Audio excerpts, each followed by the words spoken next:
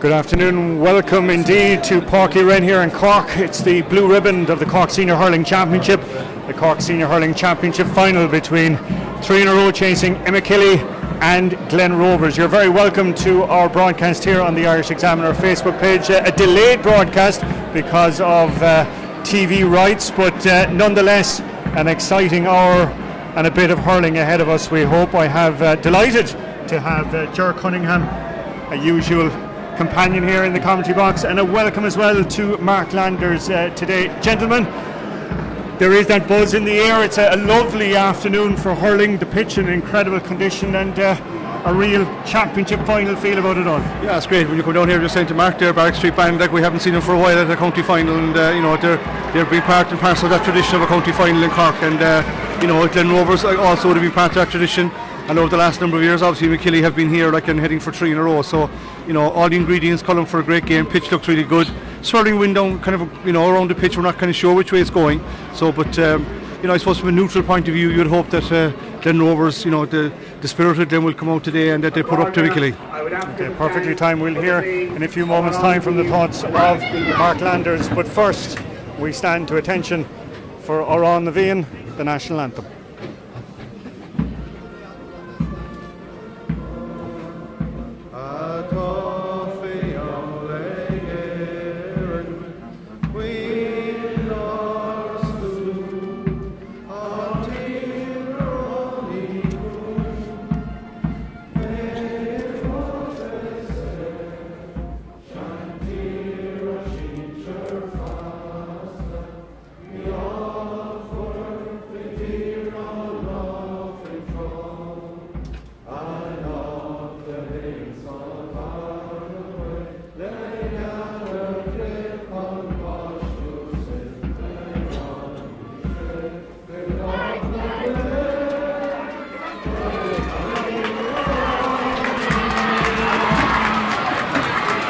There you go, Imokilly, as we said, the side chasing three in a row this afternoon, playing from left to right as we look out in it here. Mark, I'm going to bring you in there just a second. We were just talking about the wind beforehand. Yes. How much of an impact is it going to have on today's game? It's hard to know at this moment of time, Colin, because like where we're sitting in the stand, it feels as though the wind is blowing down to the Blackrock side, and then on the other side of it, it feels like it's actually blowing into the city. So it seems like there's going to be a swirling wind here. But I suppose Jared mentioned, you know, about Imokilly and the Glen beforehand in the spirit. The big thing for me today is that these two teams have won the last four finals. And even though Imokilly are going for three in a row, whoever wins today will have three counties won. Okay, we're going to look forward to an epic in front of us over the next hour or thereabouts, and it's the Glen in the early ascendancy. Good ball in, and there's a goal chance coming up here in just the opening. Super block and a massive lead off there for 1 second, but it's converted in the end. But talk about a stunning start from the Glen there. Massive opportunity. Conor Doris broke onto a ball. Looked like he had an opportunity to drill it first time, and Kieran Histon came across in front of him. But the big thing, I suppose, that they managed to get a point out of it. Even though they missed the goal chance, they got a point from it.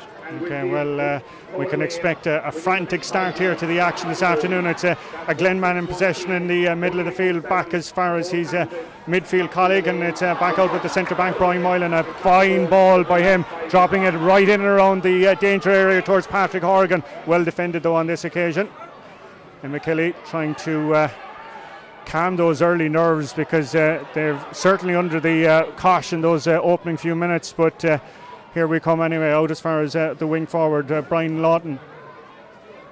Colin, I suppose two major things, Colin, that since the game has just started, is that Robert Downey has gone in centre back on Seamus Harnedy, and on the other side of the field, Patrick Horgan, who was named at centre forward, is picking up the full forward position. Paddy O'Sullivan there hitting the equaliser with just over a minute and a half elapsed in this game, and there's definitely that bit of a feeling out period there in the opening few minutes. It's out with the Cathal Hickey, the Glen Rovers goalkeeper.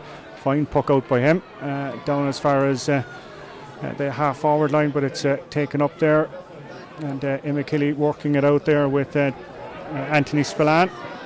Out around the midfield now, cutting in 45 yards out. There's calls for steps against Seamus Harnedy. Dropped it and well caught there by Cathal Hickey. Hickey, a former sub-goalkeeper at underage level for Cork.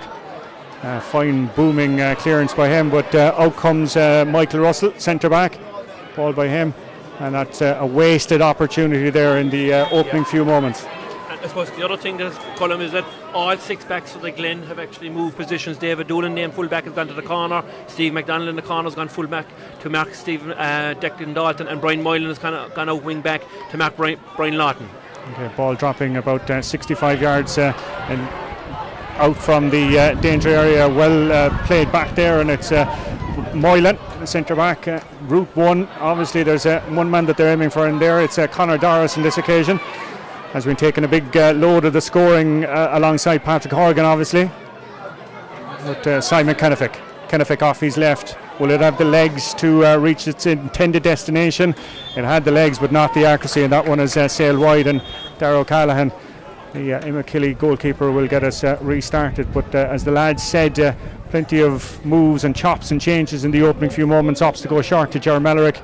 Mellerick, of course, chasing a second county title in 8 days, part of the Father O'Neill side. Successful last weekend against Kilworth. Another chance for Imokilly, well blocked there. Declan Dalton, another Father O'Neill's man, blocked, but the referee has spotted there. The referee had his hand up when the shot was taken by Shamey.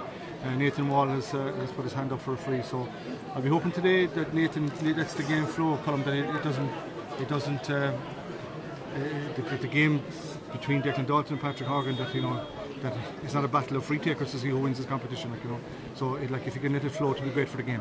Speaking of free takers though, these two lads are amongst the best in the country. They're two brilliant strikers, the two of them have been fantastic this year, so this your first free in the county final is an important one for Declan Dalton now to get a good strike in it, and he's hit that very well, and that's gone straight over the bar. And of course we mentioned Imokilly 3 in a row today, but Declan started out his career in goals. He played in goal for O'Neill's, and then would have been a goal with Imokilly as well, and he's a great striker of a ball, and during the last number of years he's gone out the field, and it's interesting that he actually didn't play in the county final. He didn't start on the 15 last year with Imokilly, himself and Ger Mellerick, so good start from Imokilly so far. Okay, and of course it'll be a very changed Imokilly next season, with the likes of Cloyne and Father O'Neill's progressing up into the new formatted championship. So there is a sense that today really is the day for them to try and make a name for themselves. Great interplay there by Glen Rovers all the way across to the wing back there, wearing number 7. That was Dave Noonan. And a fine score by a former Cork under-21 player. But great interplay. Bad puck out there by the goalkeeper. Comes only as far as Glen Rovers' man. That man was David Cunningham. Opts to go short back to Moylan, the centre back. He's looked back again to Noonan again. Will he manage to get 2 in a row? That's a good strike, but tailed off left and wide. Interesting even in the opening exchanges, lads. Great sense of awareness by lads. There's no rush play. They're looking around, taking a look at who's in a better place. They are, and to be fair, it's a fine open game, and it's competitive, and Nathan Wall is leaving the game. John, as you alluded to before the game started, that you were hoping that he'd allow the game to go ahead. Great ball by Lawton in as far as Bill Cooper. Cooper off his left, but this time the man from Youghal has put it right over the post. There was some people waving it wide, and that score has edged the scoreboard. 3 to Imokilly, 2 to Glen Rovers. And you know, I suppose Seamus Hannity, even at this stage, seems to be getting on an awful lot of ball. And you just mentioned the awareness there of Bill Cooper moved from midfield right into the edge of the D, and the ball went in over the top, straight into his hand and over the bar. Okay, great piece of skill there by Adam O'Donovan there from his puck out, and that is another wide though. It looked like it was a fine-looking strike, but that's 2 now back-to-back.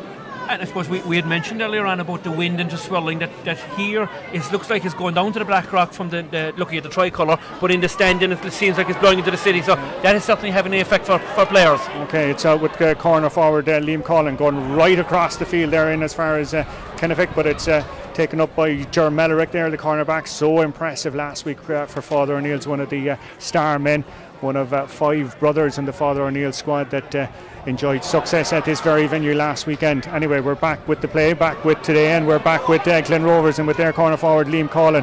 Ball is spilled though as he attempts a little crossfield pass, and it's back with Imokilly. Nice skill there by looked like to be Paddy O'Sullivan as far as centre forward Harnedy. Harnedy has the class, has the accuracy, and has the point. Yeah, great score by Seamus Harnedy there, who got a lovely little pass, one-handed pass from Paddy O'Sullivan, who had kind of failed to control the first ball that came into him, got away from him, but as he was going towards his own goal, with a lovely one-handed flick out to Harnedy, who put it over the bar from about 45 metres out. And that's edged Imokilly into a 4-2 lead. I must say, Cathal Hickey doing very well, finding a man almost every time with his puck out. Ball in around the danger area is going to fall to a Glen man. No, it's Mellerick yet again who's clearing up down there out as far as his wing back John Cronin. Of course, Mellerick, no stranger to the big championship games, was man of the match in the final 2 years ago, so plenty of experience there. Harnedy looks to be trying to get his hand on the ball on this occasion, but it's Moylan, the centre back, who clears it down the field. Well taken though by the opposite centre back. He's opposite centre back, that's Michael Russell out as far as Brian Lawton, first time ball. Who's waiting for it? The umpire is waiting for it, and the umpire is waving it wide. Yeah. Some loose play around the middle of the field there. I think the Glen are holding their positions, Colin in the half back line, and Brian Lawton at times drifts back and creates a bit of space for the guys inside him. So but the Glen, I think the Glen have started reasonably well. They're getting the ball, they're moving around. They've had 3 or 4 wides, which they might hopefully won't regret later on.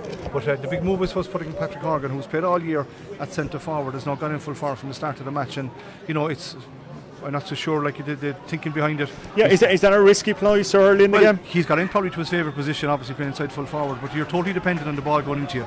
Like, he's on Cullen Barry, who's a good player, played Cork on the 21s, big strong lad. So it's all about the ball coming in. So they'll be hoping that Hoggy must be inside there. Maybe it looks like with that wind advantage that he'd be inside there and maybe get a goal or 2 before half time, because the Glen, I think, will need that. They're going to need Hoggy to come up today with maybe 2 goals or and a couple of points from play other than from frees to have a chance of winning today. But do you find, Mark, I'll bring you in there, moves like that are as much to discommode the opposition as a positive for yourself? I suppose, look, there's always a bit of shadow boxing in any team, Colm, and I suppose particularly in a county final, you really are trying to get an edge. What a strike! We were mentioning the fact that the Glen needed to get a goal, and it's just after coming out of nothing. A fantastic strike there by their midfielder there, Donald Cronin, one of the elder statesmen on this Glen Rovers team, but got the ball, didn't seem to be anything on, and then just let fly. Yeah, got a magnificent, and John mentioned about the quality of ball going in, got a crossfield ball, controlled it first time, picked it out top left hand corner, fantastic goal for the Glen. That is some strike by Donald Cronin, 35 years young, and that has certainly set Glen Rovers up, and here they come again in around the end line. There's one of the players off the post, and another lay off there for Imokilly. One of those exactly balls that you wanted to go into Patrick Horgan. He found himself in space. Cullen Barry held him up with the first tackle. He was going on his right hand side, he turned off his left and hit the butt of the upright and has gone out wide. And Imokilly putting themselves under serious pressure again, but defender does very well, Ger Mellerick there to save his goalkeeper's blushes, working it up as far as Brian Lawton. First time there's 2 players wrestling inside in the ground, and referee Nathan Wall is coming in, and that's going to be a free in to Imokilly. Paddy O'Sullivan, it looked like, was the man that was in the wars on that occasion, brought to ground there, and that's going to be a free in. And it was very much, Colm, you'd have to see it back in the television. You went Hawkeye behind the goal to see what actually happened there. When I turned, the two of them was scrapping for in possession. The ball hadn't even been struck in, but it seems as though the forward has got the benefit of the doubt, and it's got now Nathan Walsh seems to be going in to see, have I got this call right? But we're going to have to, he has awarded a free in. We'll just have to wait and see, is he going to go ahead with it? He's actually going to book the corner, the fullback David Doolan, for it. Yeah, obviously the umpires were tuned in there. As Mark said, we turned around and there was two grappling on the floor, and I think Decky Dalton as well too was involved as well in another bit of a skirmish, but it's Dalton that will be probably tasked with this free dead straight in front of the post, and should he, as expected, put this over, it will bring the sides level, 1 goal and 2 points to 4 points. But what a blistering opening 10 minutes of this Senior Hurling Championship final here in Páirc Uí Rinn, being broadcast on the Irish Examiner's Facebook Live page.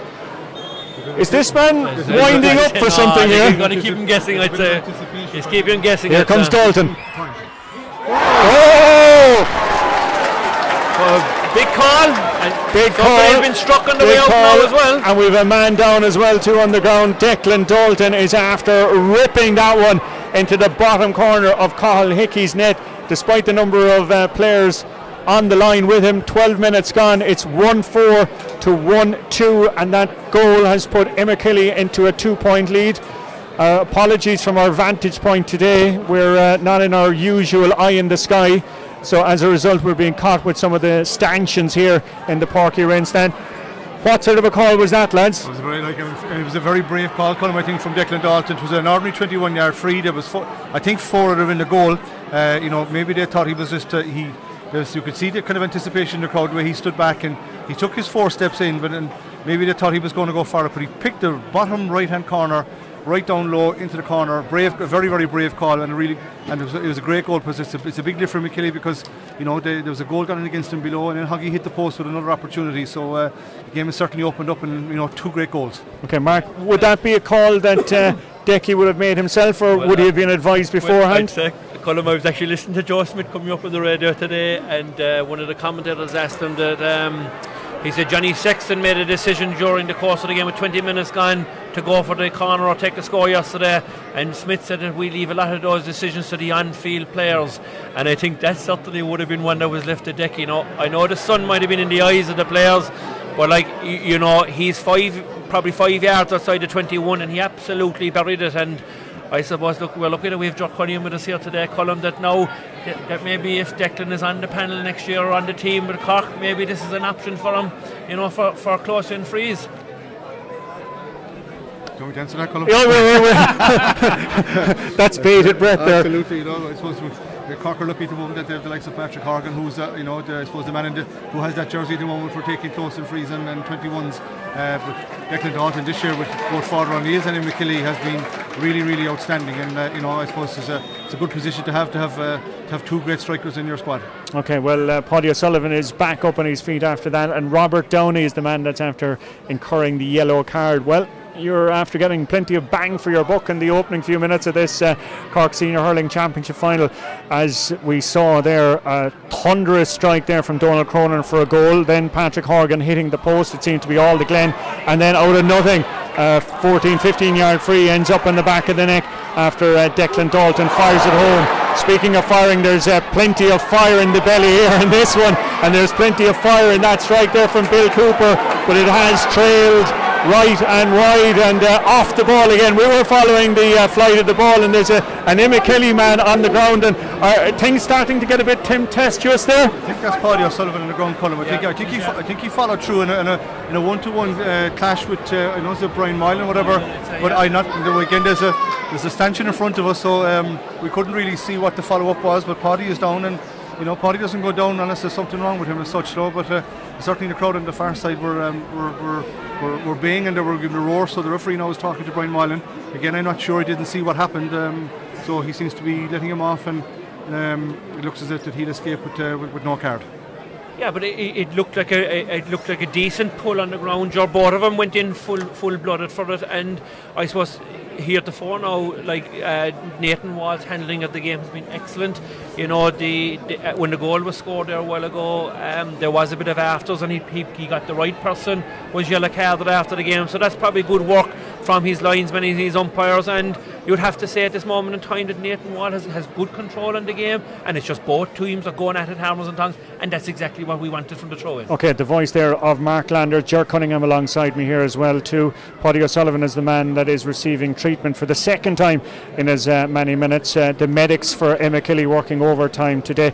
Want to mention our thanks as well to the Cork County Board for their assistance in facilitating these broadcasts throughout the championship season in 2019. It's been a very innovative move by all parties concerned, people watching around the world, and want to say a big hello to Dennis and Len O'Callaghan, who are watching us in New Zealand, and their dad, Dennis's dad, Jude, is the secretary of Glen Rovers, and his brother Dermot is the Mayor Ferna with the Glen this afternoon. Hockey Muck guys coming from across the world.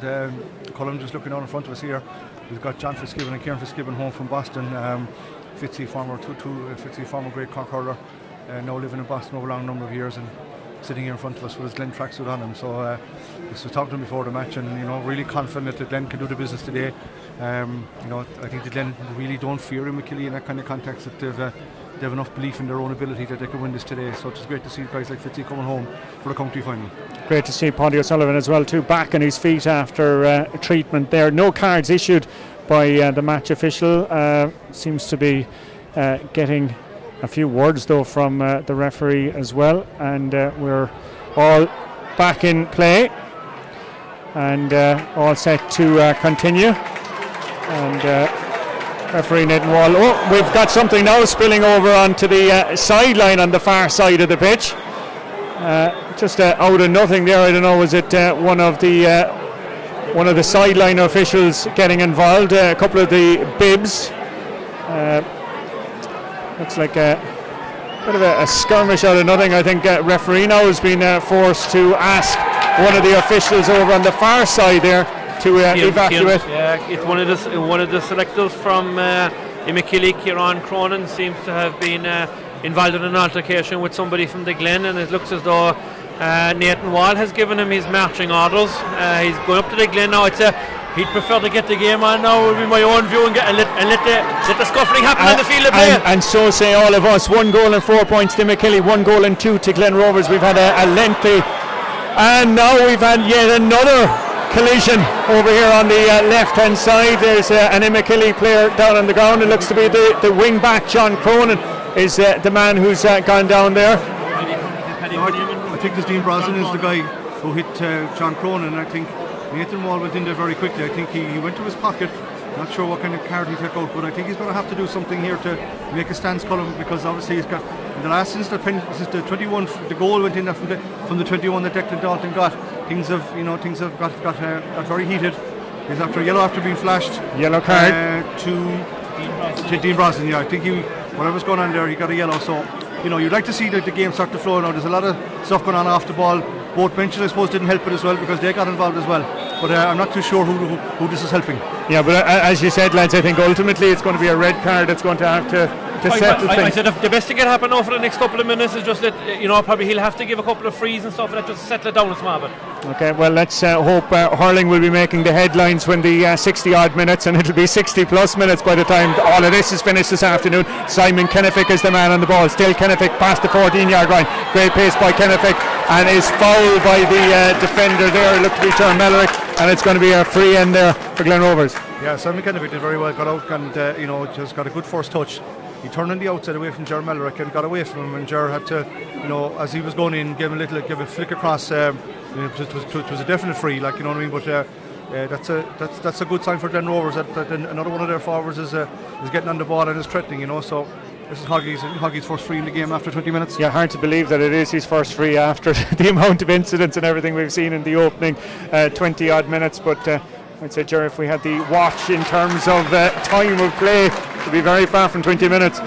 Like, it would be interesting going forward after the football yesterday to see what's going to happen with the yellow card and the clock and all this kind of stuff, how to implement that. But there's probably only about 15 minutes gone in actual play here today at the moment. Would you be in favour of a sin bin system? I would. I think sin bin is a great way to be, but it's going to be very hard for. I just find it hard for referees to be able to implement that they have enough to do without worrying about sin bins and that kind of stuff when at club matches or colleges matches, whatever it is, when you only have 3 officials there. Okay, well, you can take it as read that Patrick Horgan converted that free as we would expect, and the action is straight here in front of us again.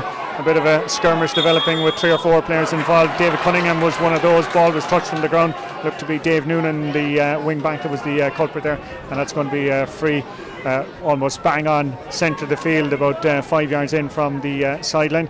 And Dickie Dalton making the long trek out for this one. Don't think he's going to fancy a goal from this range, but you'd be pretty confident of your fiver if you were betting on a point from Dickie Dalton.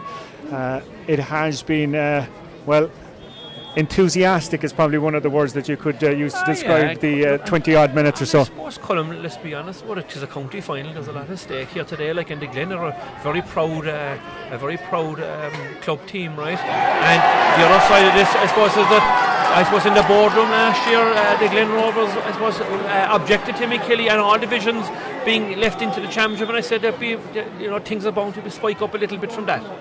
Incredibly, Dickie Dalton has driven that one wide, and maybe again that's a mark of the weather conditions here tonight. Stephen MacDonald there was an injury doubt, of course, sustained a groin problem in the semi-final, but pass fit to play here this afternoon, and that's a huge boost to Glen Rovers, and out they come here about 45 yards out, the aforementioned Steve MacDonald, but leaves it, and it's gone in there towards the corner forward position, and there off his right is Kenneth Baker. Rushed a shot though in the end and trails about 10 yards and had done all the hard work, a good low ball into him out in front, gathered it, went around his man, probably should have steadied himself up a little bit. And Colm, you mentioned earlier on about the conditions, that was a difficult free for Declan Dalton, but still the way he's been shooting frees this year, you would have expected him to score it. Darragh O'Callaghan, good restart by him, was the goalkeeper last year when Imokilly enjoyed the county championship success. And a bit of another scrum developing here in front of us. They're all in. Ferreted out in the end by Noonan. He's got that point a few moments ago into Liam Cullen. The corner forward's gone right across the field there in towards Patrick Horgan. Great upper body strength there, but good play by the fullback Colin Barry. Goes short to Cronin. John Cronin played football as well for Imokilly. Crying for steps here in front of us. Referee doesn't see it. Still manages to hold possession. Did very well there. Ball though was kind of a bit of a ball to nothing, but Imokilly somehow managed to get it with their wing forward Brian Lawton. Still Lawton on the edge of the exclusion zone. Lawton back to Harnedy. Harnedy, little pass in towards Bill Cooper. Somehow the Glen Rovers defence manages to clear the lines out as far as the wing forward here. David Cunningham. Cunningham swallowed up by 2 tacklers. Trying desperately to get the ball up though is centre forward Seamus Harnedy. Harnedy, a wall of players in front of him. Opts to go short. Opts to work it back. And as far as and that is a fantastic score in the end by the corner forward there, Will Leahy.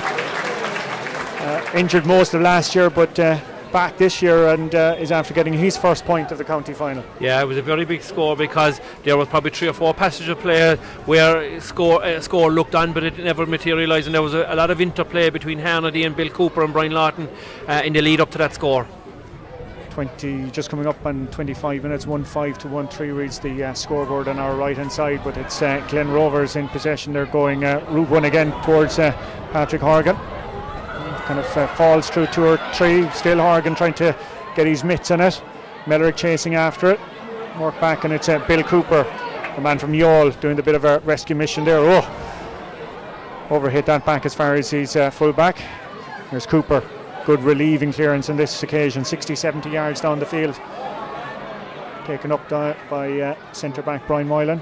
Gotten a lot of ball this afternoon. And it's pinged back down past Horgan. Taken up by wing back Shane Hegarty to Cooper. Cooper sitting deep. He's A lot of first time efforts there, well taken by the corner forward Paddy O'Sullivan. Nice little pass by O'Sullivan there towards his wing forward. That's Anthony Spillane. Spillane the shot, and Spillane with the score. But that was a wonderful piece of skill and piece of foresight by Paddy O'Sullivan to see the runner almost behind him. Absolutely, he saw that the run was on and he flicked it over his shoulder to him. But I suppose the one thing, you know, we mentioned earlier on about Patrick Horgan's position at full forward, there's probably 4 balls have gone into him. And Colm Barry, it's not that Colm has won the for him, but he seems to have knocked them away, and nothing has come from the Glen for the Glen, and like for the Glen to win today, they'll need Patrick Horgan on the ball. It seemed to be very much 50-50 balls. So Colm, like, there's no real direct ball going in. Like they're hitting him in the direction of the full forward line, and you know you're relying on either a brilliant bit of skill to break the ball down. But you know you'd like to see them get a bit more advantage in front of Hoggy if they could, rather than putting it up in the air. But a brilliant bit of vision and skill there from Paddy. Sort of went out and turned the opposite way over his head on Anthony Spillane. Really, like Paddy's vision, like when he's on his game, he's a joy to watch. In terms of Hoggy, at what stage do you decide, okay, this isn't working, let's move him out? Yeah, well, that's, you know, I suppose they are playing with, you know, we're not sure again with the wind. The ball is travelling well into the Glen. I'd like to see just the whole point of delivery should be, I think it needs to be better. You know, again, if you take him out and put him at centre forward, he might get on more ball there because. But that's the conundrum. Do you bring him out or leave him in? But if you want to leave him in there, the ball needs to be better. Okay, good defensive play by Glen Rovers there, and foul committed on the cornerback Calvin Healy. That's going to be a free out. Colm, possibly the Glen might be better off to just put Hoggy inside on his own and give the players hitting the ball into him, give them the option to go left or right. We'll wait and see. I'm sure the brains trust over there will be working hard, and on this occasion it was Bill Cooper's pass to Mark O'Keefe went a little farther than expected and out over the sideline, but it's still Imokilly who lead 1 goal and 6 points to 1 goal and 3 to Glen Rovers. But yeah, a couple of tactical switches admitted there. A few lads leaving the stand early, but they're heading out for the 25-year anniversary. Absolutely. And that was a great score there by Conor Doris as we were chatting there, watching some heroes of 25 years ago heading out there. And I'll tell you, some of them look hardy enough to mind themselves, even in this kind of a cauldron. I was at the game they played against Middleton, and Pat Keneally was centre back and Pat Hartler was centre forward. That was a big clash on that day, and I think Pat Keneally actually ended up being man of the match that day. But the O'Connells from Kilbrittain were playing as well. Okay, there's another point scoring opportunity for Glen Rovers, and there is another point for Glen Rovers, and it's Patrick Horgan that's after putting that one. So again, maybe the lads were listening to our commentary in terms of delivery. He's been brought to centre forward, which is the big thing, Colm, and the ball was played in front of me, out in front of the man, one touch over the shoulder and over the bar. There's no doubt that the Glen have plenty of talented forwards. The question is getting the proper supply chain into them. As we're following here, Bill Cooper brought the ground there, hand around the neck, and that's going to be another free to Imokilly, and that's going to be a free to Declan Dalton. Robert Downey, the wing back, on a yellow. It doesn't look like Nathan Waldo is going to issue anything on this occasion. And that, as you said, is a huge let-off for Glen Rovers. Hold on, he's advising some of the players to take an old step back. Yeah. And I think there's no question. If he wasn't on a yellow card, that was a yellow card. But that would have been a harsh yellow on its own, do you think? Oh no, I would have given him I mean, Bill Cooper had gone through, got the ball in his hand, was going past him. The hurley came in over his shoulder, around his neck. To me, it was a yellow card. Okay, 1-6 to 1-5. You can make that now 1-7 to 1-5 from Declan Dalton. 29 and a half minutes gone, and as the lad said, it's kind of hard to tell here from our vantage point, but the wind doing all sorts of strange things here at Páirc Uí Rinn this afternoon, kind of swirling around the ground and making it a testing afternoon for goalkeepers and for free takers and for general play. Anyway, it's back with Brian Lawton. Nice little ball by Lawton to Shane Hegarty. Hegarty on the wing, good shot by Hegarty. That's a great strike any day of the week, but a wonderful strike by a wing back as well, and that score has extended the Imokilly lead yet again, 1-8 to 1-5 as we come up on 30 minutes, and we'll be hearing what sort of an injury time update we'll have given all the stoppages that we've had in the course of this first half. We're being told at least 6 minutes of additional time. No surprises with that, considering, as I said, all those stoppages. And we have another stoppage here in front of us. It's Brian Lawton getting very quick running players. The Imokilly medical staff have been probably the busiest of their careers in the opening half of this county final, but Lawton didn't need any extended treatment, and we're back in. First time, big high ball being dropped in towards the danger hole. It's a Glen Rovers man that has had it. He's been held up by 2 or 3 players, and it's going to be, will it be a free in, not a penalty? It looked to be just outside the area. Looks that it's going to be a free by the referee. Yeah, he's standing on the 21-yard line. Looked to be Simon Kennefick, the full forward, that was the man that was fouled. And Patrick Horgan perfectly placed to pop this one over, Mark. Yeah, look, again, we're down now. Is Patrick Horgan going to knock it over the bar, or is he going to go for a goal? There's 31 minutes on the clock, but we know there's another 5 minutes to play in the game. But I would say more than likely he's going to knock it over, but like, you just don't know. Like the ferocious way that himself and Declan Dalton strike the ball, you just couldn't know. Here comes Horgan, blaster, but he's driven it over the bar. But it looked like from the way he stepped up to it, Mark, that he was hoping to keep that a bit lower. Yeah, but again, like a lot of free takers, you know, there's no question that the defences in both teams will know the ability of both free takers there today, and they won't take anything for granted. And most free takers, when they're straight in front of the goal, they like to give the impression, I'm going to make a decision for you where I'm going to knock it over. But it's they're in control at the end of the day. And it's well reclaimed there by David Cunningham. Good play by his wing back, but it's Moylan under a bit of pressure there. The captain of Glen Rovers this afternoon, the man wearing the green helmet. Good defensive play there by Mellerick to dispossess Kennefick. Ball though gone out over the sideline, touching Bill Cooper, I think, in the end. And it's going to be a sideline ball in front of us here to Donald Cronin. Cronin, who scored that wonderful goal, slammed it into the top corner past Darrow Callan for the first goal of this Cork Senior Hurling Championship final. Here he comes, doesn't find an intended target, finds an Imokilly man instead, and they're going to work it back out with their centre back, Michael Russell. Not too much pace on that, and it's going to be Robert Downey who's going to come and collect that one. Downey picking up that yellow card a little earlier. Oh, that was a lovely pass by Downey to Dean Brosnan. He's wing forward. Brosnan though loses possession. The Imokilly man that has it is John Cronin, the wing back. 2 brought to ground, and that's going to be a free to Imokilly.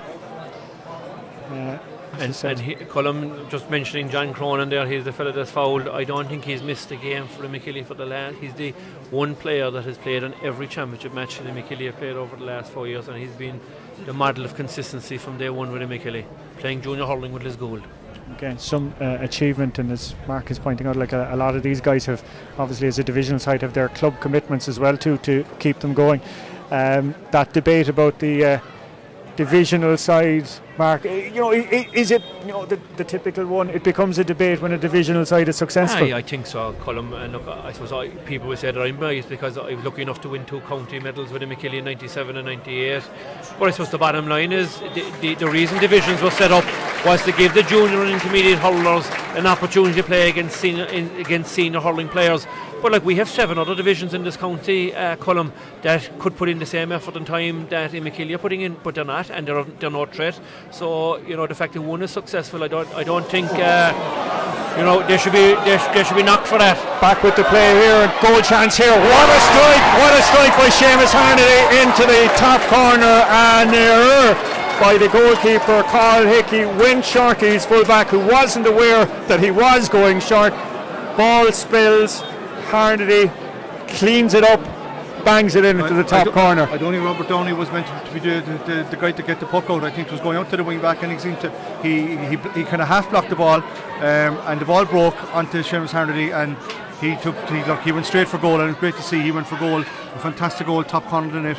That could be a real turning point of the game. It's a real big blow to the Glen. Massive blow to the Glen, coming just 34 minutes in this first half. We have another 2 or 3 minutes to go because of all those stoppages, but that score has given them a 2-9 to 1-8 lead. How important will that score be in the final saying of this decider here this afternoon at Páirc Uí Rinn? Huge crowd here this afternoon for the final. Wonderful conditions as well, and it's back with Decky Dalton. And is that another score for Dalton? The umpire nods to his companion, and the white flag is raised, and that's pushed it out to 2-10 to 1-8. What a blistering end That's two huge scores for Imokilly. You know, they were hard work out in the half forward line. They turned the ball over from the Glen corner back and gave a hand pass into Dalton, who was under pressure from the Glen full back line, but stuck a great point off his left hand over the bar. Two great scores for Imokilly. Two massive scores for Imokilly, and that's a massive catch though by David Cunningham in front of us into Patrick Horgan. Now can he magic something? Great block down by the wing back Shane Higgerty. Still the Glen have trying to work it out as far as Cunningham. Still Cunningham sucks in 2-3 bodies. Still Cunningham. Pass back as far as Horgan off the left, and that one is over the bar, and an important score for Glen just as we turn towards the half-time break. A minute left now just before half-time, and that was a score that the Glen badly needed, and there was only 3 points in it 3 minutes ago, but it has stretched out to 6, and the two scores, I suppose the two big scores there for Imokilly came from 2 turnover balls out of the Glen, a bad mistake from a goal and a misplaced hand pass. Okay, we're just at half-time here. Well, so many talking points in the course of that opening 36 minutes or thereabouts this afternoon. Let's start with the Glen first of all. As we said, looked to have the scoring forwards, then got that wonderful goal and seemed to have, and then Dalton strike. How important was that? Yeah, I was saying before the match, you'd have to wonder, where the Glen were going to get the scores to win the match from. I just think that they have a huge over-reliance on Patrick Horgan, and the other 5 forwards needed to step up, and they done reasonably well in the first half. They had a couple of chances. They got a brilliant goal from Cronin. Then Hoggy hit the post. Simon Kennefick had a couple of wides, so they were doing reasonably well on top in the half back line. And then I suppose just before half time, the 2 scores, could be a huge bearing on the game. So I think just that overall, the Glen White would have been reasonably happy as to how they were doing. But those 2 scores right before half time, they could be a big blow against them. Okay, in terms of talking points as well, maybe looking back, Decky Dalton's decision to go for a goal from that free. Yeah, it is a very, very big score, and I suppose any time you get a goal in a championship match is going to be vital. But Imokilly have got 2 goals, I suppose, Colum, and I suppose in particular the second one came from a mistake from the Glen goalkeeper. I think he was going, as Joe said, to the wing back. It ricocheted off of Stephen McDonald's hand, I think, and it was actually fell to Paddy Sullivan, who was quick on, gave a great ball into Hernady, and he struck the back of the net. Great score, but I think Imokilly have got the rub of the green here today so far, and I suppose the other talking points is during there was a little bit of niggle, but I think that Nathan Ward has done fierce well. He's got to get in the game back under control again now, and the players have gone at it again. Could it be argued though that those kind of stoppages took a bit from the Glen's momentum? I don't know. I think in the course of the first 12 or 15 minutes, it was very much up and down, and both teams are going at it very hard. You're playing against a team that are going for three championships in a row, and they've a lot of good quality players all over the field, and I suppose the likes of Hernady has been a real leader, and Bill Cooper, the two of them in particular, and Brian Lawton, I suppose to a certain degree, have been really involved in an awful lot of the play, and they're rarely making mistakes, and they're able to cut through the Glen backs, I think. I'm just going to ask you though, that point about the 3 in a row, I know we in the media talk it up and everything like that. Players though, we're only interested in today's game, the 60 minutes. Is that chance of history? I think the last divisional side to do it was the Bear of footballers back in the 60s or in the 30s even. Is it something though that is mentioned in Imokilly? Yes, we'll put it down as a 3 in a row side. Yeah, I think look, any team that wins a county, the first thing they want to do is go back to back if they can. Sars were the strongest club team, I suppose, in the last decade. They won 3 counties. They got to 6 counties in a row, but they couldn't go back to back. They won a county, lost a county 3 times in a row. So I think the fact that Imokilly did go back to back, and the previous Imokilly team went back to back in 97, 98, I think there's a part of it within those players that would say, look, we probably want to be remembered maybe as a team that did 3 in a row out of Imokilly. I don't think they'll be saying a whole pile of it, and I think the management will be trying to dampen that down as probably talk around the East Cork area more than anything that will be driving it. But I think in the back of their mind, they're a very proud bunch of players, and they'll want to create their own bit of history, I think, here today if they can. Okay, Ger, bring you back in. Patrick Horgan was a man we were talking about a lot in the first half. Fair to say Glen didn't probably utilise him as well as they should have tactically. Yeah, well, again, we were just saying before the match, we weren't sure where he was going to play. He's obviously renowned as an inside forward at playing 14 or 15. He has played a lot of matches with the Glen this year at centre forward to try to get him into the game, and probably to take away from that man marking role that happens when he's inside full forward. But again, as Mark said, maybe there were times when he was inside there, he didn't get great ball. Like the ball going in there was really 50-50 at best, and it didn't give him an advantage. And I don't think the Glen are going to do it today, and they won't win this county unless Patrick Horgan can do something really special. But if he's going to do something special, you got to get him on the ball. Last 10 minutes they brought him out centre forward.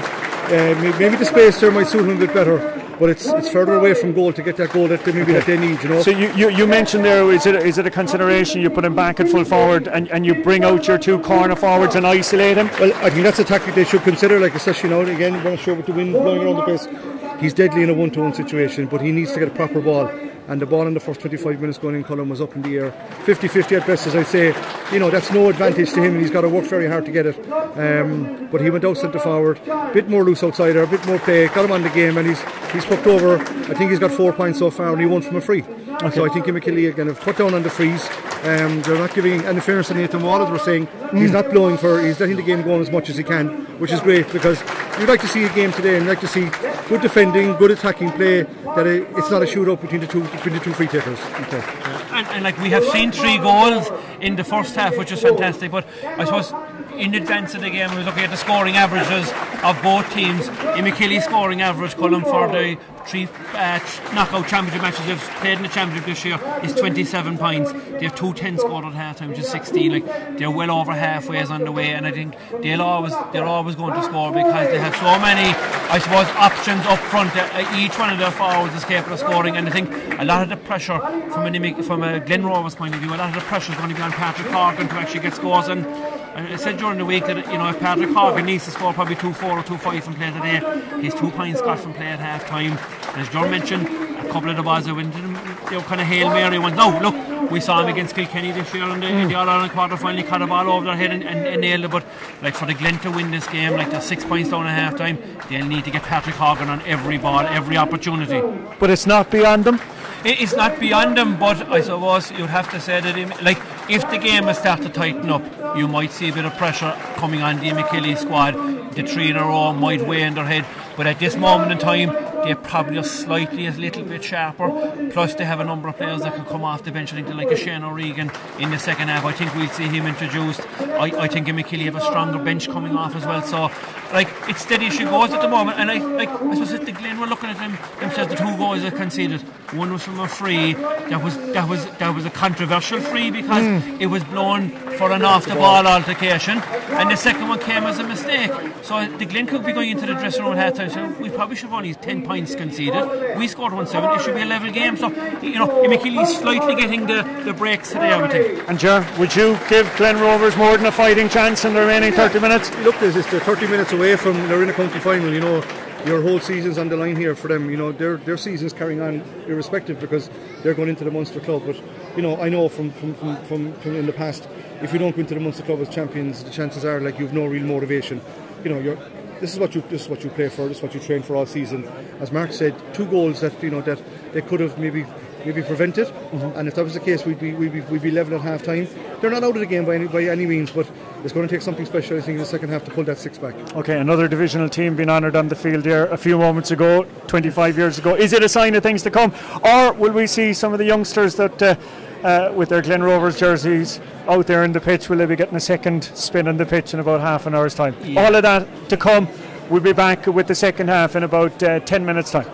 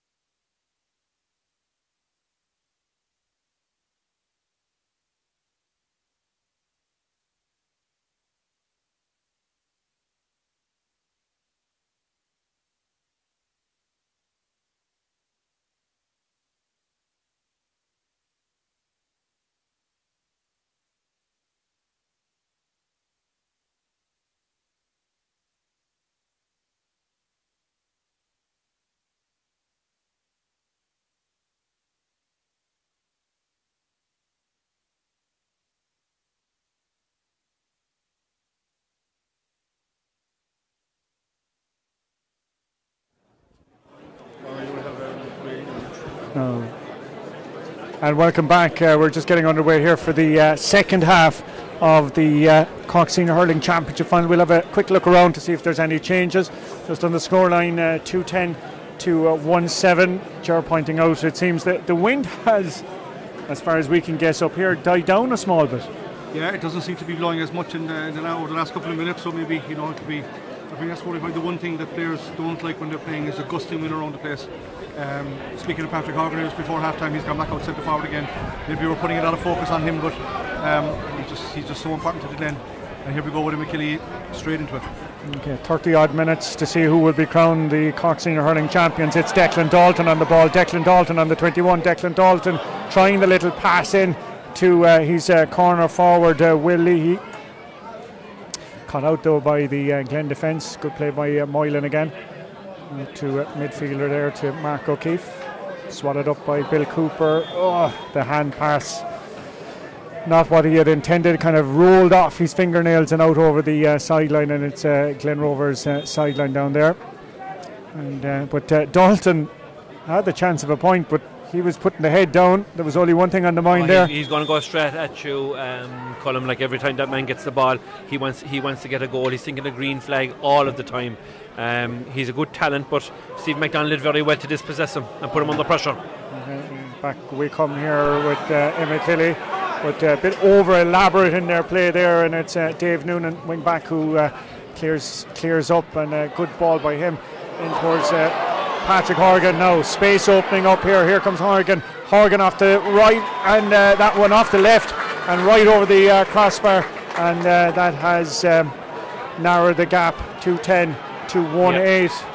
And there's an Imokilly man down now, much to the dismay of some of the fans around us, and the medics are out yet again. Didn't see what happened on that one. Yeah, like the ball broke through. Patrick Horgan flicked it past the centre back Michael Russell, and Kieran Histon was coming out, and there's just basically a clash of bodies. The two of them are, I suppose, eyes on the ball and didn't see each other coming, and they collided into each other, and it seems as though Michael Russell has probably come off slightly the worse for it.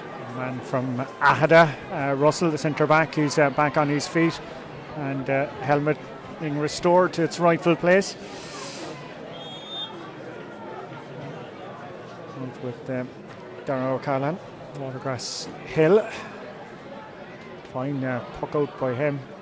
Definitely chill in the air now in the last few minutes here. Things though very much hot and tempestuous down there on the field of play, and it's a sideline ball there with the corner forward Paddy O'Sullivan standing over that one. Declan Dalton though is taking command of the situation, coming out and trying to showcase his talents. We saw it last week with Father O'Neill's, with the full array of skills from Declan Dalton, from place balls, from distance, from sidelines, and a wonderful goal as well. He's had his goal already this afternoon. Let's see what he can manage from here. That occasion had plenty of power in it, but not the accuracy. I'd say it'd be a handy golfer as well too, Ger. Yeah, plenty of distance there. It was on the wrong side for him. Like, you know, he normally likes to curl him in from the other side, but he had it was a good sideline, but just off target. Cathal Hickey, and a good fine clearance by him down to the far side, but Imokilly ready for the danger. A bit of a skirmish developing, but ball finds its way out as far as Brian Lawton. Lawton brought to ground. That's going to be a free, and another chance for Glen Rovers to gnaw away at the Imokilly lead, which stands at 2-10 to 1 goal and 8 points. Patrick Horgan, the man who's going to be tasked, I'm sure, with the free, taking a quick drop of water, and looks like Lawton is back on his feet. Yellow card for Kieran Histon, just maybe slightly late tackle, but after the first 2.5 minutes of the second half, that's a good start for the Glen column. They've got the first two scores, and if Hoggy can pop this over, which he should, that brings it down to 4. So you know, they need to ask the questions of Imokilly, and they've started the second half well. And there goes Patrick Horgan, flying it over the scoreboard, over the terrace wall, and into someone's back garden here, alongside Páirc Uí Chaoimh. That Schlitter could be worth a few bob on eBay in a few years' time. No, Back comes Imokilly, and goal chance coming up here. Here comes the shot from Arnady, and that one is just trailed wide. That's the second time they've gone through for goal. Would they be better off popping it over? There's three chances of actually passed them there now. Declan Dalton in the first minute of the second half, Brian Lawton with a ball, and Seamus Harley. There should be 3 points, but they're going for the juggler, but they're after missing each one of them. Okay, and ball fortuitously finding its way to Anthony Spillane on that occasion, and here goes Spillane on 21, Spillane on the 14, still Spillane getting a shot, no, well cleared by the defender, and it's back with Moylan on this occasion, getting through an amount of work this afternoon, out as far as Conor Doris, ruled one by him, being waved on right on the edge of the exclusion zone. Up goes a big hand there by the fullback, by Colin Barry. Good ball out by him to Lawton. Lawton dinks it inside there to his on-rushing defender, and ball fouled, and it's Glen Rovers possession. We've got a man down here on the far side. Robert Downey down injured, and that'll be a massive blow. Downey, of course, picked up a yellow card in the first half, but he's down on his knees. He's kind of back up now gingerly on his feet.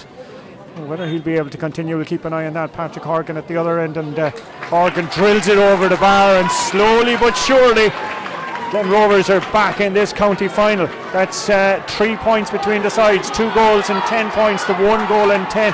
It's not that Imokilly have been on the back foot for the last couple of minutes, it's that they've probably taken the wrong option, going for goal when the points were there, and how they badly need a score to settle them, because it's Glen Rovers that are finding the target each and every time in this opening 5 minutes of the second half of this Cork Senior Hurling Championship final, being brought to you in association with the Cork County Board here on Irish Examiner's Facebook page, and our thanks to them throughout the course of the season for their support and effort by Conor Norris off his left hand side. That is a phenomenal score. That is a phenomenal score by Conor Norris, the corner forward, out of nothing, appearing in his 5th final this afternoon, and that was an incredible shot. Yeah, that was a great shot from Conor Doris. I'm not sure we were just down from the side, and I actually thought it was white colour. I didn't think that. I thought the ball was outside the post.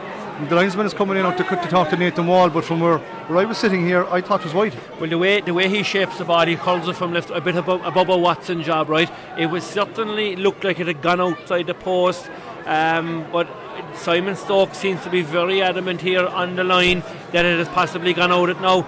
The 2 umpires, to be fair, the ball did hang up in the air, way up in the air. I think this could come down out of a matter of opinion, because Simon Stokes is kind of 40-45 metres away from the ball. He definitely has told Nathan what he thinks the ball is wide. We're going to have it from the 2 umpires now, what they think. Yes, indeed. Just to point out that there isn't any Hawkeye in operation here in Páirc Uí Rinn this afternoon. The only Hawkeyes that we have belong to those of Ger Cunningham and Mark Landers aside me here in the commentary position. The referee is in speaking to both of his umpires, has consulted with his linesman, who, as the lad said, seemed to be quite adamant that the ball had gone wide. He's asking his umpires, are they certain that it is a score? And they're reaching now for the 2 flags. They're coming right across and waving the ball. Yep, waving the ball wide. We saw the same thing happening in Austin Stack Park, Tralee, in the Kerry Senior Football Championship quarterfinals last night. A ball waved over for a point, but the referee called in by one of his officials, and the ball was waved wide. So that score has been scratched from the book. It's now 2-10 to 1 goal and 10 points, and the referee is in the centre of the field, and it looks like a bit of back chat was it from Patrick Horgan, and he's after picking up a yellow card as well, and himself and Michael Russell getting to grips with one another there. We'll have to look back on the footage to see, was it over, was it wide? Well, I'm sure that will be a talking point in the days and weeks ahead of this county championship final. But Glen Rovers, more importantly, have the ball again and a chance to get back on the scoreboard. Ball going past the corner forward, Liam Collin, on that occasion. Down on the ground here, there's 1, 2, 3, 4 bodies all scrambling to try and get it back up, and it's with Michael Russell, the man from Ahada, centre back. First time ball in, and it's cleared on this occasion by the full back down there and that's David Dooling. Well played by him out as far as Adam O'Donovan. O'Donovan from distance, dropping it dangerously short in front of the goalkeeper, who did very well to read the flight of the ball to Ger Mellerick. Mellerick, the man from Father O'Neill's. Nice little ball by him, right past his wing back John Cronin, and Cronin runs onto it perfectly. Now there's a field opening up in front of him. He's got a support runner. That support runner is the man wearing number 8. That support runner is Bill Cooper, and that man from Youghal has put it right over the bar. An excellent score right from the goalkeeper out from O'Callaghan to Mellerick, down to Cronin to Bill Cooper off his left hand. That's their first score in the second half, and there's nearly 10 minutes gone. And badly wanted. Badly wanted. That should settle him a small bit. Back with Cathal Hickey. Fine drive of a ball by him.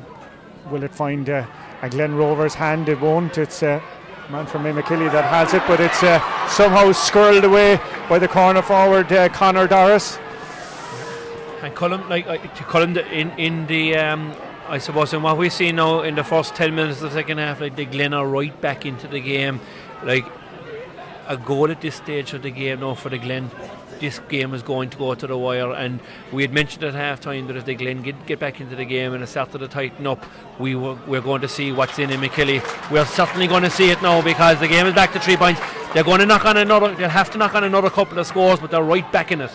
Patrick Horgan adding another score there to put 3 points between the side. Well, again, when you've got a free taker in opposition like Patrick Horgan, you can't have any defensive slip up, because he will punish you time and time again.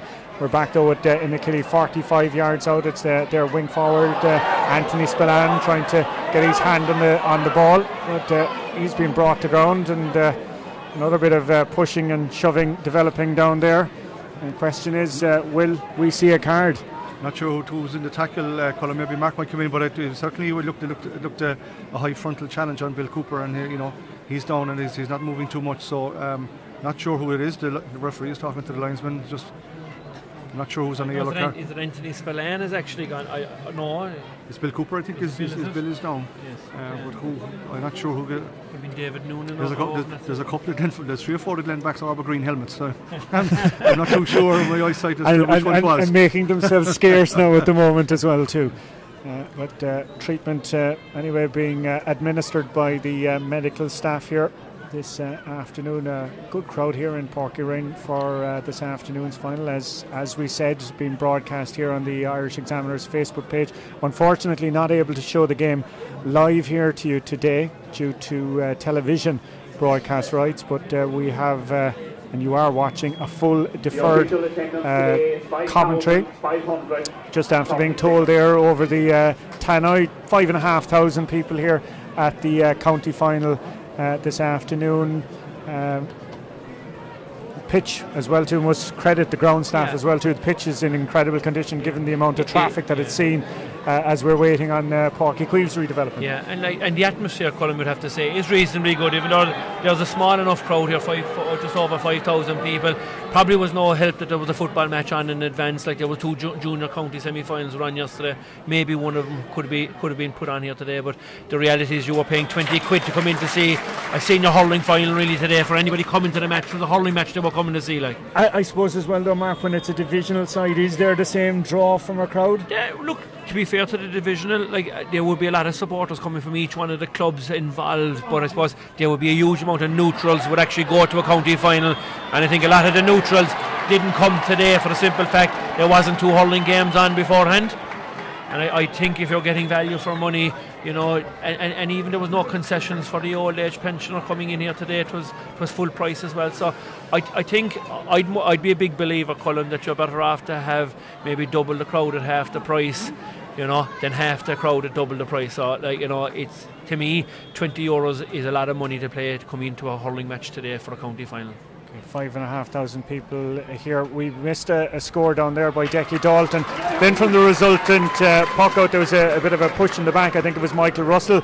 That was the man that was guilty in the referee's eyes. That resulted in a free there for Patrick Horgan, who's popped it over the post. And that means there's still just 3 points between the side. And here come Glen Rovers, 21 yards out. Shot, and that one has gone over the bar. And that's put 2 points between the sides. And the man there, Conor Doris, was denied a score there by the match, or not? Was it Doris in the end? Dean Brosnan, Dean Brosnan intercepted a puck out from Darragh O'Callaghan, who was trying to find a wing back.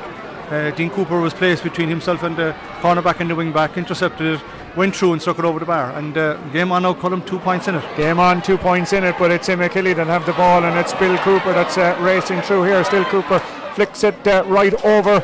And that is a fine, and that is a crucial score. A crucial score. And here the funny thing is that's Bill Cooper's 3rd point today. I mean, he has been great return by a midfielder. County final last year, 4 points to play. County final this with 15 minutes to play, and a massive score right at the time when Imokilly actually need a score, Colm. And that's edged it back out to a 3-point game here. Starting to get cool, as I said, but still plenty of heat down there, and ball kind of falling, breaking on. Simon Kennefick trying to get onto it. Kennefick showing his skills. Turns left, turns right. Has he got the accuracy in that one? Oh, looks like it has. Trail wide and desperately unlucky there. Did all the hard work. Kennefick pleading there to the officials, but everybody seemed to be adamant that it just lost it. Just tail wide, and I think it was Dean Brosnan was trying to get in just to see if could he keep it in play, but it was definitely wide. That's his 3rd point. That's 3rd wide in the game.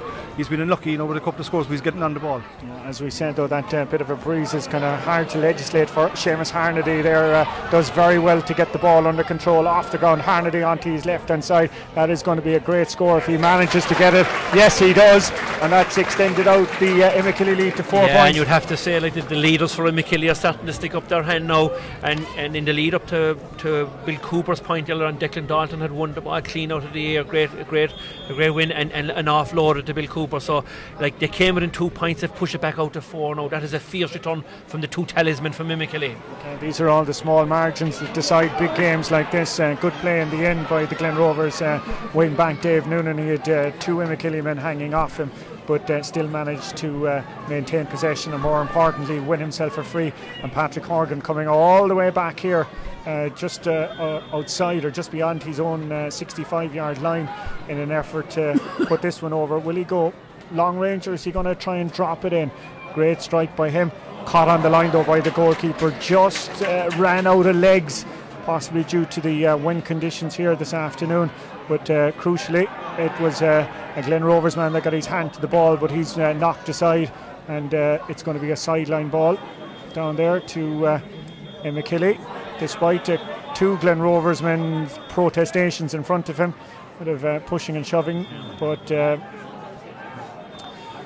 referee telling them to step back and give Bill Cooper a bit of a run up to the sideline. 4 points between the sides. 47 minutes gone in this Cork Senior Hurling Championship final. We're on the Irish Examiner's Facebook page. Our thanks to Cork County Board for their assistance throughout the course of this campaign in bringing you these broadcasts. There's a shot. Is it a shot to nothing or a shot to something from Imokilly? It proved to be the former. That was a wide there and a let off for Glen Rovers. Would have extended the Imokilly lead out to 5 points. Good play by the goalkeeper out to his centre-back Moylan. Does very well there to find Kennefick, half blocked up by Kennefick. Defender Colm Barry racing back to make sure that doesn't go out over the end line, out for a sideline. And his clearance is blocked as well, and it's going to be an Imokilly sideline down on the far side of the field, and a new hurley as well too for Colm Barry after that passage of play. Two very good blocks there, I suppose, in the passage of play. Simon Kennefick was going in for the score, and John Cronin got a great block. The ball ricocheted to Colm Barry, and then I think it was Simon Kennefick winning it and got a block on and broke his hurley under it. Good sideline cut down there, but taken up by Moylan. Good ball, dangerously in. Well played by the Imokilly defenders there. 2 of them coming to the rescue. Helping one another out. It's John Cronin, the wing back, that's in the midst of it, but Patrick Horgan squirrels it out back to Moylan. Moylan, captain of the Glen Rovers side. Will he be a county championship winning captain? Great ball in by him towards Kennefick.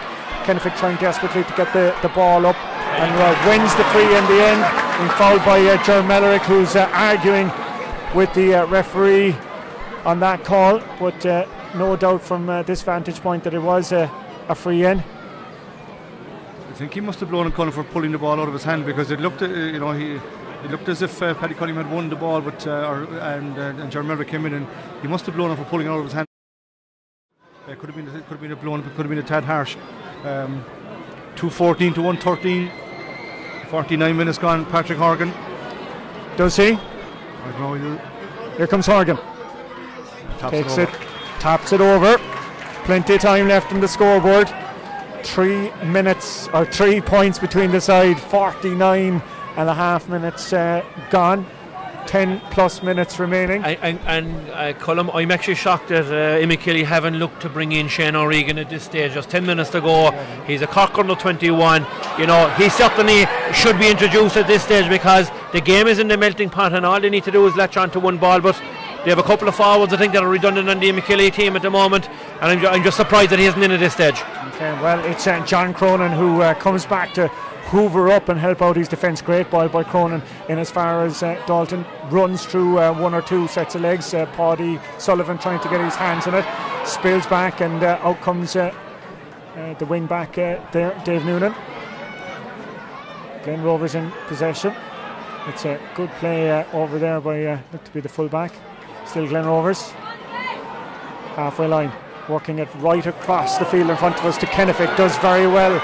Falling backwards, shot by Kennefic. Looks that it's hit the post. Looked like it was just trailing wide, and that's the second in a row that Kennefic has been desperately unlucky. And we've mentioned it at half time that Imokilly have got a huge amount of luck today. Patrick Horgan hit the upright in the first half. Simon Kennefic did it there, and there was a point that was awarded that was overturned. So there's 3 scores that have gone against the Glen today and gone all towards Imokilly.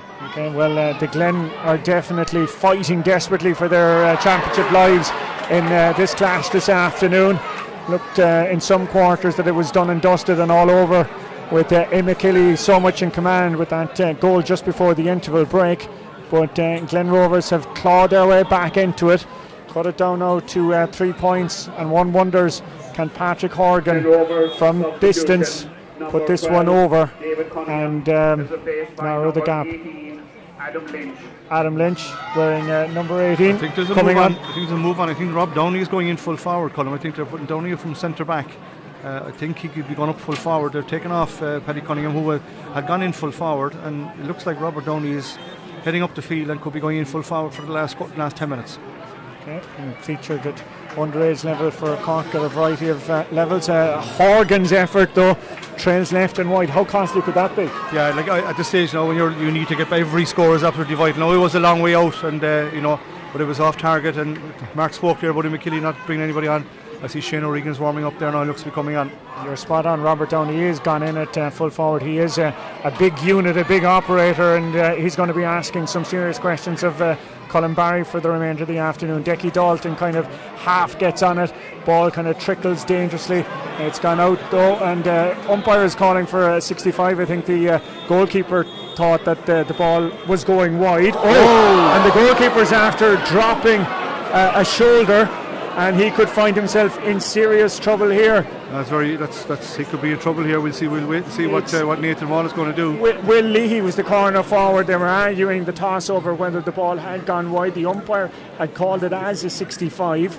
The goalkeeper, Colin Leahy, then drops Leahy with a shoulder to the chest, and he's going to pick up a yellow card for his afternoon. Yeah. And, well, more importantly, it's still going to be a 65. Yeah, it was a definite 65. For Imokilly. It was a definite 65. Bill Cooper took a shot. It was blocked, and Carl Hickey had time to play it, but obviously thought the ball was didn't see the block down, and in the follow up he left a shoulder into a Leahy, and he could count himself lucky days when he's going to have to get a yellow. Okay, well, you're free now for 65 for Decky Dalton. Decky Dalton standing over it, and your call's correct. As we spotted, Robert Downey gone in at full forward, and Shane O'Regan is after coming on to the field of play. Why is this lad so important as far as you're concerned, Mark? Yeah, he's a bit different. He has something. He's a very individual player. He won't see him pass too many balls, but when he gets on it, he came on the last against the Bars, and in his first touch of the ball, he stuck a great goal. So he's a good player. He's lively, and he'll take a bit of minding. Decky Dalton doesn't need any minding out there. That's a fantastic effort from him. Fantastic try, 65, and crucially it's put it out to 4 points again. and just to keep the scoreboard ticking over, and like it's hard to believe that Imokilly got 2-10 in the first half. They got 5 points in the first 25 minutes of the second half. So it does tell you that the weight of history is probably weighing on their shoulders slightly today. Ger Mellerick did so well there to gain possession, runs into a wall of players but still manages to keep possession, and it's Imokilly that are on the attack here in front of us. Seamus Harnedy, what's he going to do? He's going to go right across the field all the way towards Paddy Sull. Paddy is under pressure but manages to get in. Shane O'Regan there loitering in the outside. It's still Imokilly, walk back as far as looks to be Dalton. The shot from him on, he gets a bad bang as well too, just as he gets the shot off. And it looks like another Glen name is going into the notebook, and that is Conor Doris. That could be, is it Doris or Adam Lynch? Adam Lynch. Yeah. It's hard to see the numbers from this vantage point. Referee though is going to let it out. Yeah, but a big score again, and a ball that was won with Harnedy. Downey's gone up full forward. Steve McDonald has come out to mark Harnedy, and he won the ball and played us directly across the field into space. Paddy Sullivan won it and laid it off back out to Decky Dalton, who's got a very, very important score for Imokilly. And Decky's also picking up a yellow card as well too for his troubles there. Obviously a bit of lip back towards Nathan Wall, who to be fair has done very well in this game this afternoon. Another man that has done so well this afternoon is Bill Cooper at midfield for Imokilly. Out as far as John Cronin, another impressive stalwart Cronin from Lisgould. A great ball in by him, waiting for the goalkeeper to come out though and clear his lines. Cathal Hickey, but brought to ground there, and that'll be a free out to Glen Rovers. Getting spicy now as we enter the final stretch. 56 minutes on the clock, but we will have some stoppages, not as many as that first half where things threatened to boil over time and time again. Thankfully rather incident free in the second half of this Senior Hurling Championship final, and looked like a chance there for Glen Rovers, but the defender happy to take the card on that occasion as he brought Patrick Horgan down, and the field was starting to open up there for Hoggy had he got through. Yeah, it was just at the edge of the detail. Probably one of the only times in the game that Patrick got a half a sniff of a chance of a goal. I still think that he's very far out. Like for if the Glen need a goal, it's very difficult to score from 30-40 metres out, and I'm just wondering would they be better off to maybe throw him in there to see what he can do in the last 5 minutes, because he hasn't got a huge influence on the game out centre forward, and maybe bring the wing forwards out and leave Hoggy and Robert Downey inside there, because they're going to have to get a goal, I think, to win the game. I think, with 4 minutes to go, I don't see the Glen scoring 5 points to win the game at this stage. I think they'll need a goal, definitely, at least. And I suppose the most important thing is that they don't score, Joe, up here at this side, that they don't concede needless scores to push it out to a 5 or a 6 point game. What they need to do is keep it to within 4 points. That's a free and a goal, really, and there probably will be 2 or 3 minutes of injury time, so you're looking at 6 minutes here. There's plenty of time, but they need to win the ball in the half back line and get the ball down to the forwards. Simon Kennefick has made way. David Bustede, a man who is an experienced campaigner, 35 years of age. This would be his 5th final this afternoon, so Glen throwing as many experienced heads in the final few minutes of this county championship final in an effort to squirrel something away. Now, can we see something here? Yes, we can. That is a fantastic score by Dean Brosnan. And we're back to a 1-score game, Colm, and we mentioned this at half time that if the game started to tighten up and it got close, there's going to be an opportunity, and this is where Harnedy and Brian Lawton and Bill Cooper now should need to come into their own. 2:16 to 1:16, 58 minutes gone. Can the Glen rescue this situation, or are the men of Imokilly on the cusp of history? Patrick Horgan is the man on the ball. Ball from Horgan out by the sideline. Has it got the accuracy? It hasn't. It's gone wide, and that is a crucial miss as we are entering the final stages of this county final. Referee blowing his whistle there. It's a crucial wide at Colm, and I mean, I suppose the fact that it went wide was even worse. If it was kept in play, there might be something come off of it. Okay, let's see where this one is going to end up. It's going to end up with Imokilly, and it's going to end up with their wing forward there, and that man was Anthony Spillane. That one is trail wide, giving Glen another lifeline. Yeah, but anything can happen at this stage. The most important thing is that the Glen don't concede a free now at this stage to give away a scoring opportunity and push it out to a 2-score game. They need to keep it within a 1-score game. 2:16 to 1:16. Where's this ball going to end up? It's going to end up in front of us here with a man from Imokilly, and that man is their wing forward, Anthony Spillane, who stepped out over the sideline. And that's going to be a sideline here for Glen Rovers. Now, can they manufacture something out of this with the centre back here? Brian Moylan, the captain. Teacher in Mallow. I'm sure his pupils will be hoping for homework off for the week if he's successful this afternoon. Probably need to put Patrick Horgan in full forward beside Robert Downey now as well. Do you know that if a high ball does go in, that Downey it might break off of Downey and Horgan could latch onto it. We're just coming up on the end of the regulation, 60 minutes, and we're being told that there's at least 4 minutes of additional time in this Cork Senior Hurling Championship final being played here at Páirc Uí Rinn this afternoon. Another sideline to the Glen Rovers. It's going to be taken by Adam O'Donovan. This broadcast on the Irish Examiner Facebook page in association with the Cork County Board. The voices of Mark Landers and Ger Cunningham alongside us here in the commentary box as we're into injury time. 4 minutes of it. Adam O'Donovan, 3 points between the side. Great connection with O'Donovan, but taken though by the defender there, and he's been brought to ground, and that's going to be a free out to Imokilly, and I don't think they're going to be in any rush to clear their lines in that one. It was a bit of a high tackle, all right, and it's the referee coming in there having a word with Patrick Horgan. I don't think he doesn't want to send anyone off at this stage in a county final, but as Ger said, Patrick Horgan on a yellow card can count himself very lucky. But the credit to the Imokilly man who got back up on his feet relatively quickly, and it's going to be Darragh O'Callaghan from Watergrass Hill is going to get the action underway. Far side of the field, treatment out there for Seamus Harnedy. Will Leahy being replaced by Joe Stack, number 22 for Imokilly. We're still waiting for Darragh O'Callaghan to get us up and underway again, but this is what Imokilly want. Kill the game. Kill the game, yeah. So as Mark said, I think John Crone has been really impressive this afternoon. He's had a fine game at left half back. He's played all the matches over the last 3 years, and he's well up there with Bill Cooper today, and having been a huge part for Imokilly. Massive ball down now. Where is this going to end up? It's going to end up in a Imokilly, a Glen Rovers set of hands. It's like with one of the subs there, David Bustede, the elder statesman, and here come Glen. Now can they manufacture something as we enter in the final few minutes? Cronin locking in an effort to get it back out.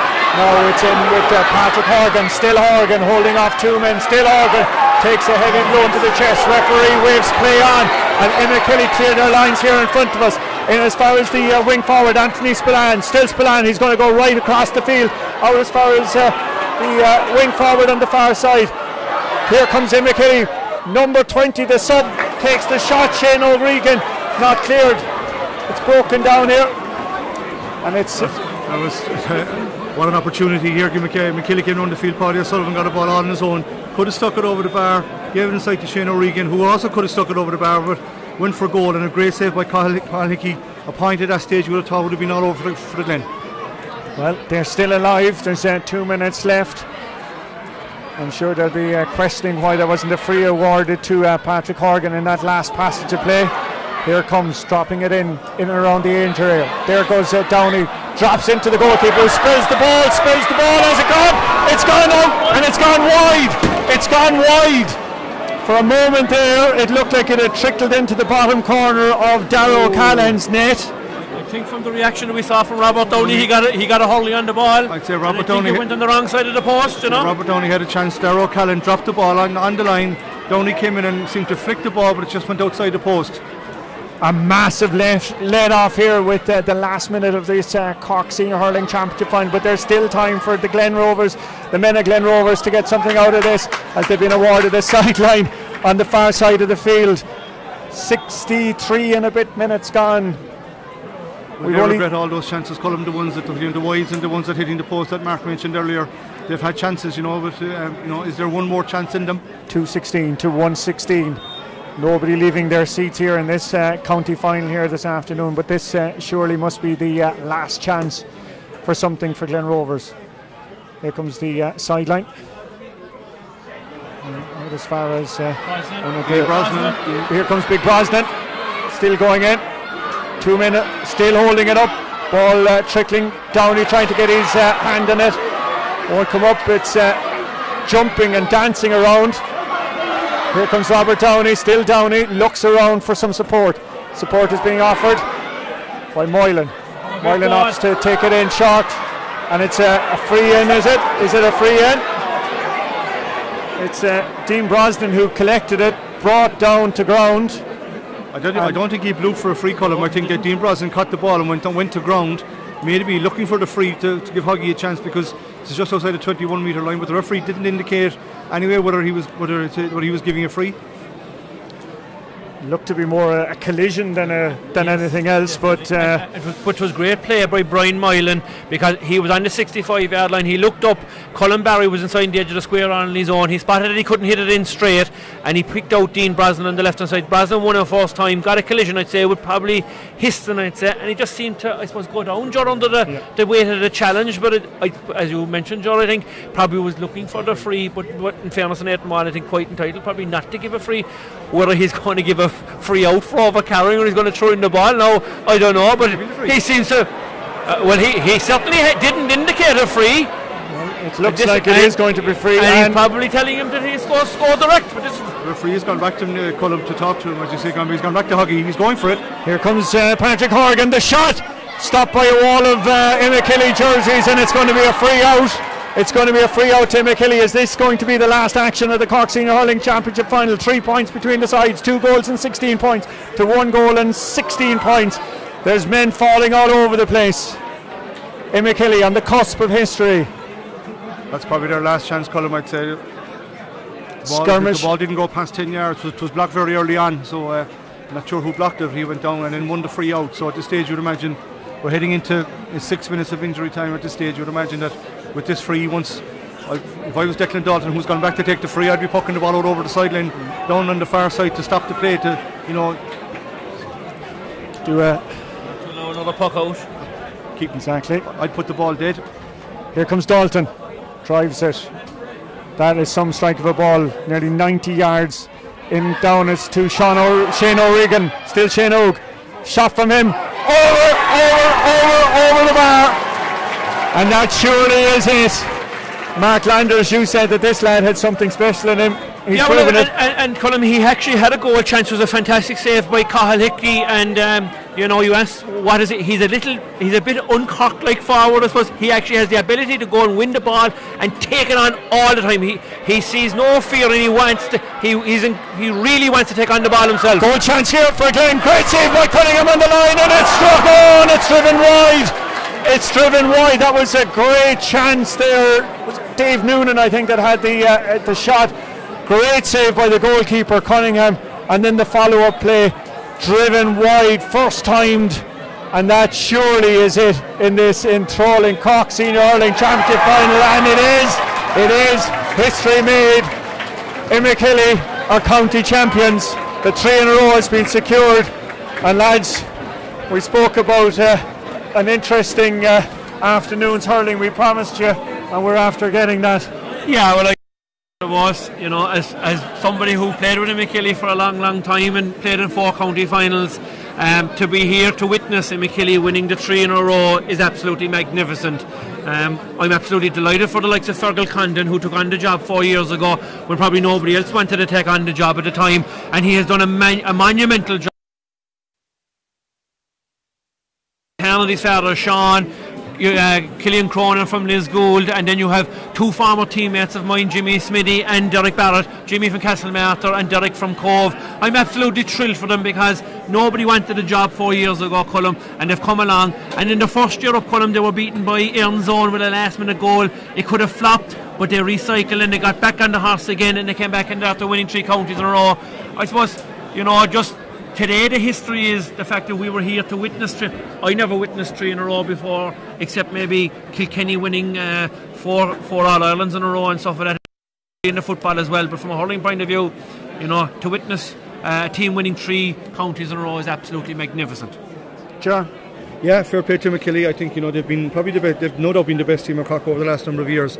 But in fairness to the Glen, they came down today. They've really put it up to them. They asked a lot of questions of Imokilly.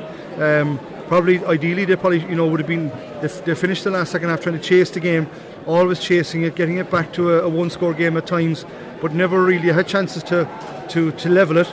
But Imokilly just, I suppose, in the last 10 minutes, the likes of Harnedy, the likes of Bill Cooper, the likes of John Cronin, the guys who've been their leaders, their elder statesmen, if you want to call it that, they stood up, like, you know. But in fairness to the Glen, they had their chances. I think looking back on it tonight, they'll rue a couple of chances that they had, and a couple of wides that were tight enough. The controversial one that was waved wide, all those were very tight, and there was only a puck ball in the end. So fair play to Imokilly, well done. They as you said, to win 3 in a row is great to them, but fair play to them. Yeah, we'll just take that example there. How important was that score at a stage when the Glen had their heads up? Would have brought it to within 2 points, I think. Yeah, it was crucial, because like in a game like that, when you have momentum, every score is vital. And then when something happens, when first of all they gave the score, and then to be called back in to lose the score, it just stops the flow of your momentum going forward. So it was crucial in the context of the game that it stopped it then from getting a score, giving Imokilly a lift, and they went up the field and got a couple of points afterwards. And you'd have to say over the course of the whole game that Imokilly got, I said, nearly every break in the course of the game, and just so the Glen had 2 balls that hit the upright. They had the point that you said that was waved over the bar and was taken back off them. Late in the game, that Imokilly got a 65 that Cathal Hickey could have played, had thought it had gone out, but it actually was a right decision by the referee. It ricocheted off the defender and was the correct call. So I mean, there's 4 scores there. The 2 goals that Imokilly got, a controversial free that was awarded, that Dickie Dalton struck, that maybe people didn't, maybe was he going to go for it, wasn't he?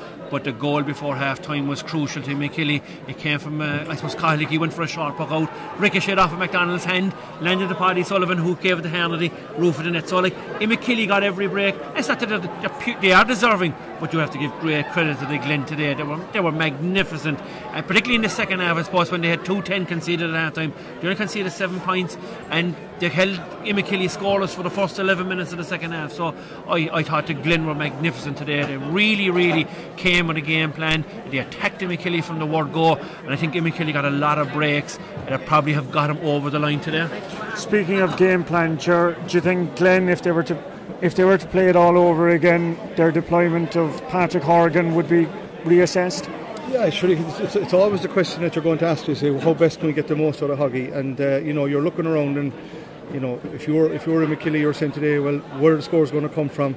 If Hoggies can be kept to a reasonable score, you would fancy your chances against them. And they obviously thought long and hard about it, and they would have considered it, and they would have thought the best place for them was to put him in full forward. But I think if you're going to put him in there, you must give him quality ball. You must give him a chance, because 50-50 balls going up in the air, it's very hard to get a breaking ball. They got one early in the first 10 seconds or 20 seconds of the game. They had a chance with Doris, went through for a goal, and maybe if they got that goal to give them a bit of lift to give them in a county final, getting a goal early on would have been brilliant. But they look back at it, and they brought him out in the second half. They put him at centre forward. He really didn't have a huge impact on the game from a point of view. I just think he's probably better closer to the goal. I can try to isolate him inside there, because if he gets a chance, he can be deadly. But I think overall, like, he was out the field. The only closest they came to getting a goal was a mistake from the keeper there. Robert Downey nearly flicked in over the line, so there wasn't really any clear-cut chances, like, you know what I mean. So look, you've had a couple of weeks to think about it. You try to give your tactics right on the day. They went with him inside full forward, they brought him out centre forward. It's hard to know. When you lose, you always look back and say, well, what if we done something wrong? But it's hard to say. Didn't have a huge influence on the game today from a point of view, and then I think if they were to win today, they needed him to perform and get a couple of goals to win the match. Okay. And to be fair, and it's not that he didn't perform in the course of the game, it was just that you probably needed a little bit more, and like a goal from Horgan, and there was probably 2 chances in the course of the second half where in actual fact the people came off the seat today when Horgan turned his man, but Kieran Histon and John Cronin got back to nullify him on one occasion. I know the Glen were looking for a free afterwards, but it was actually a very good tackle from Histon. But I think in the overall context of the game, Bill Cooper, Seamus Hannity, and it was to a certain degree Dickie Dalton was unerring, and the goal was a vital goal from the free. We haven't seen a whole pile of goals down through the years from a free outside of 21. Like. In terms, Mark, of county championship finals being a barometer of how a county's hurling health is, how would you rate today? I was very enthused by the first half, I would say, Colm. I thought was free-flowing. I thought both teams went at hammers and tongs. You saw, I suppose, the commitment from both sides, even from the sidelines, that everybody was in. It was an all-in game today, because both teams in the final today have won the last 4 county finals between them 2 each. So whoever won it today was going for 3 in 5 years. I thought the second half was a bit more scrappy, to be honest about it. I thought Nathan Wall handling of the game was as good as possibly it could have been. I thought all his umpires and his linesmen, they all got involved. I thought all the decisions, I think he got all the main decisions right today, which is something that we're not really, don't say too often. We're always kind of, cribbing at the referee got this one wrong or the umpires got that. I think he got nearly all the decisions right today. But in terms of the overall context of the game, I thought it was an okay game, Colm. Are the Glen, and I know Jor alluded to it, like when you don't go out as champions, it's a harder thing going. Do I see the Glen going out to win a Munster campaign? I'd have to say I don't see it. I think there's better club teams in Munster. I think the likes of Ballygunner, even Patrick's well after winning in Limerick now. I think either the two teams, 6 Mile Bridge and Clare, and it's hard to judge the Glen on today for the simple reason they're not going to go out as champions. So it's up to themselves how they progress that themselves now from here, kind of pick themselves up and go again. But I think in the overall context of things, I think the standard of hurling in Cork I don't think there's a Munster campaign if Imokilly were going out. I do believe that they may be capable of winning a Munster championship. I think they're a very, very solid team, and I think there could be a little bit more in them than what we saw today. They've been to 3 county finals, and this is probably their poorest performance. I think the second half performance, I think they stuttered to get over the line. They got 7 points in the second. That's their weakest return in the they got 3-13 2 years ago, 4-18 last year, 2-17 today. I thought if Imokilly were going out, I think they would give it a great shot, but not for me. I don't think so. Is this the end of the road for Imokilly, given the clubs that are now going to be gone from them in 2020? Yes, I don't think so, Colm. I think they'll be driving on. I know there's talks of Fergal Conda might be stepping away after winning the 3 in a row. I'm not so sure. Like they're certainly going to lose the Fonder O'Neills, Declan Dalton, Jerry Mellerick, Mark O'Keefe. They will be Paddy Sullivan. They will be a big loss to them. But look who you have to replace them: Colin Spillane, Niall O'Leary, guys who can come in there, and Shane O'Regan who came in today and got the point at the end.